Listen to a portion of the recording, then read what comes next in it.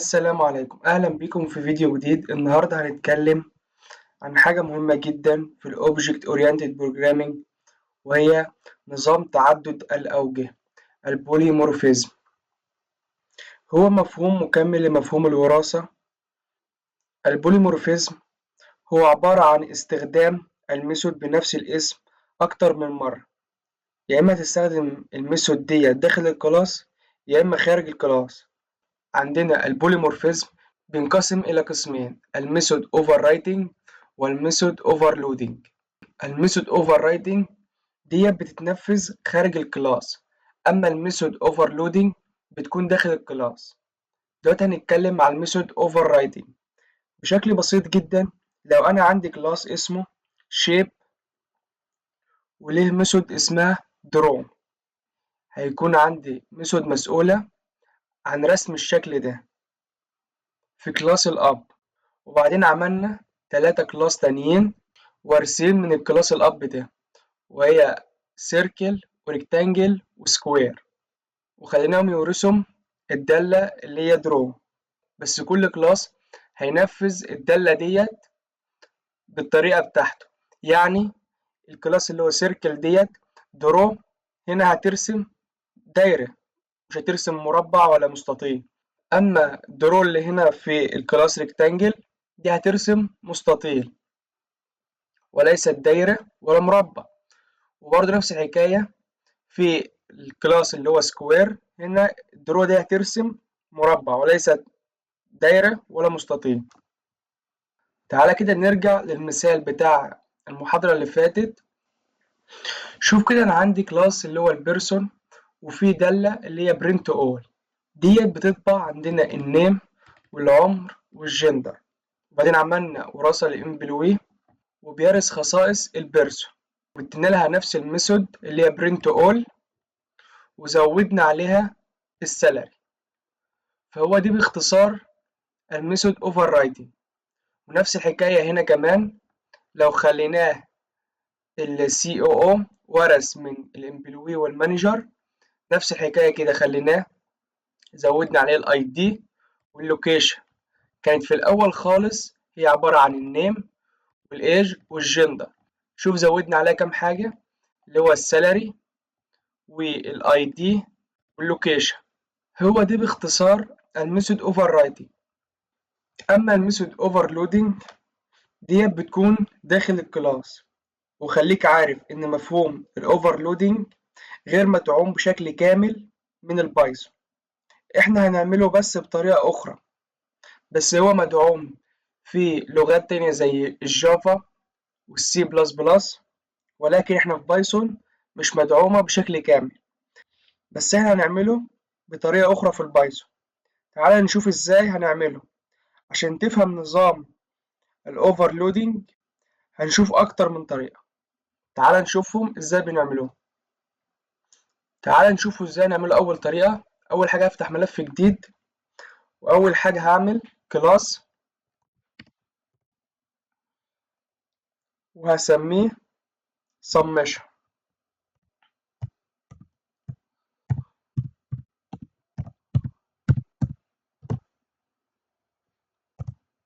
انا في الكلاس ده هعمل ايه؟ انا هخليه يجمع لي رقمين او 3 مع بعض، ونشوف ازاي نستخدمهم الميثود اوفرلودنج. بعدين هعمل دالة واسميها وليكن sum، والدالة دي هتاخد بارامتر مني.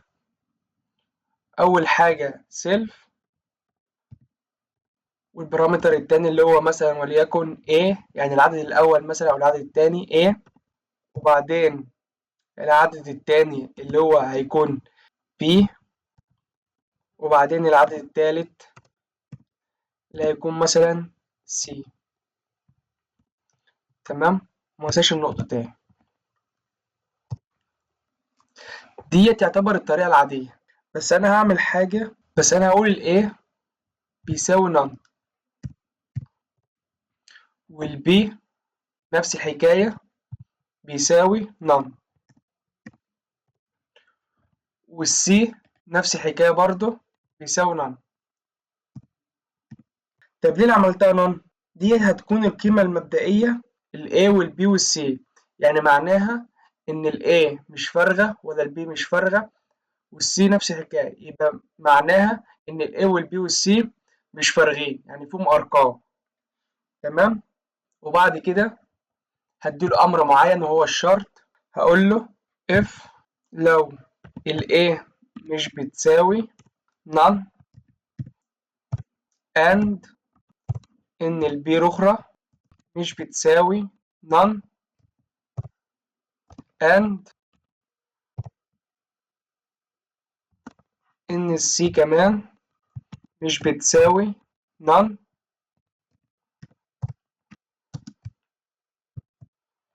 معنى الكلام ده إيه بقى؟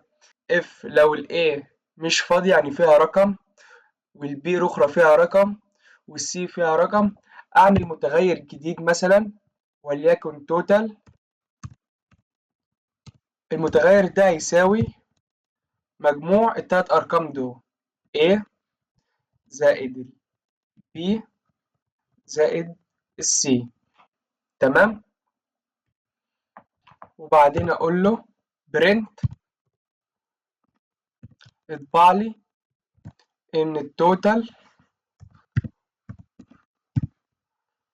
بيساوي التوتال. تمام. بعد كده هديله أمر تاني لو كان ال A مش فارغ وال B مش فارغ، وبكده عندنا ال C هو اللي يكون فارغ، اجمع الرقمين دول مع بعض. يبقى هقول له ال if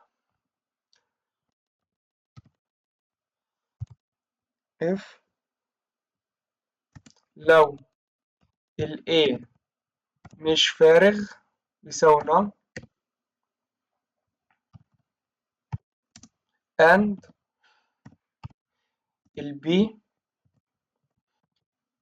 مش فارغ يساوي none. أقول له اجمع لي الرقمين دول في المتغير اللي هو توتال. أقول له توتال بيساوي ال A زائد ال B. تمام. وأقول له اطبع، أقول له اطبع الجملة برنت دي.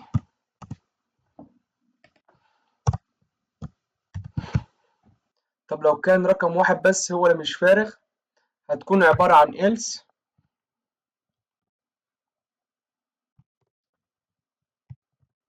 برنت العنصر الأولاني بس اللي هو ال A. تمام. تعالى بقى نعمل object عشان نشغل الكود ده. أقول وليكن اسم الأوبجكت sum1 بيساوي اسم الكلاس اللي هو sum، وبعدين أقول sum عشان أشغل الدالة، واحد دوت اسم الدالة بتاعتنا اللي هي sum، وأفتح قوس وأدخل لها قيم البارامتر اللي عندي. بيقول لي العنصر الأولاني اللي هو A هدخل له رقم وليكن 5 فاصلة، الرقم التاني اللي هو B برضه واخد قيمة اللي هي none أديله مثلا 7، والرقم التالت نفس الحكاية وهديله قيمة وليكن 2. وبعدين أرن الكود بتاعنا ده أهو، جمع لي التلات أرقام دول مع بعض واداني 14، 5 و7 و2. طب دلوقتي لو أنا عايز أشغل ال LF ديت، يبقى هشيل الرقم اللي هو 2 وأرن الكود تاني 12. طب عايز أشغل else، يبقى همسح السبعة وأشغل الكود تاني هيديني 5. تمام. هي ديت الأوفرلودنج باستخدام بايثون. احنا اتفقنا إن ما أقدرش أعمل 2 ميثود بنفس الاسم، دي الطريقة الأولى. طب أنا دلوقتي لو عندي أرقام كتيرة، يعني مش هقعد أعمل كل شوية A B C D لغاية مثلا يكونوا 100 رقم ولا حاجة، أنا مش هقعد أعمل كده. تعال نشوف هنعمل دي إزاي. بس خلينا نمسح الكلام ده كله تاني ونعمل من أول وجديد تاني. أول حاجة هعمل دالة ديف وأديها اسم اللي هو برضه نفس الحكاية sum.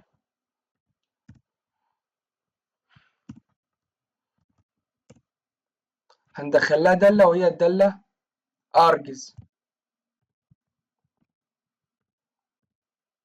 الدالة ديت اسمها arguments، ديت بتخزن عدد غير محدود من القيم، بدل ما اقعد ادخل A و B و C و D، لا ديت عدد غير محدود من القيم.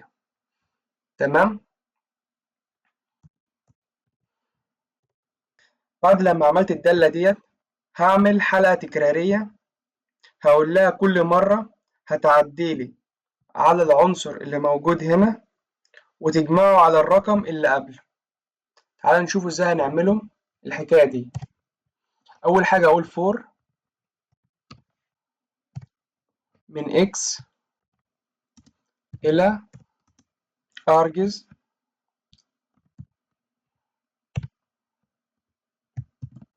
تعمل ايه بقى؟ هقول لها تجمعي دي في المتغير اللي هو count مثلا بيساوي count تاني زائد x.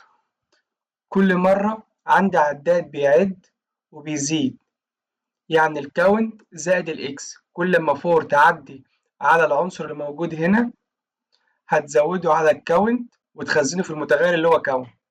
بس احنا لازم ندي قيمة ابتدائية للكاونت ده، وليكن هديله قيمة ابتدائية وهي 0 بيساوي 0. وبعدين عشان اطبع الكلام ده اقول له برنت، اقول له التوتال بيساوي الكاونت.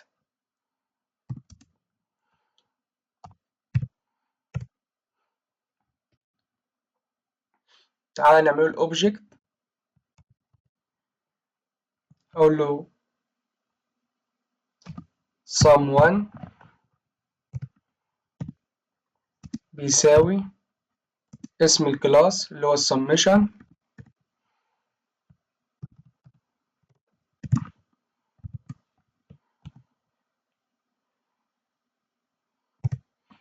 وبعدين عشان اشغل الدالة ديت اقول له ان الاوبجكت الاولاني اللي هو sum1 دوت اللي هي sum واديها القيم.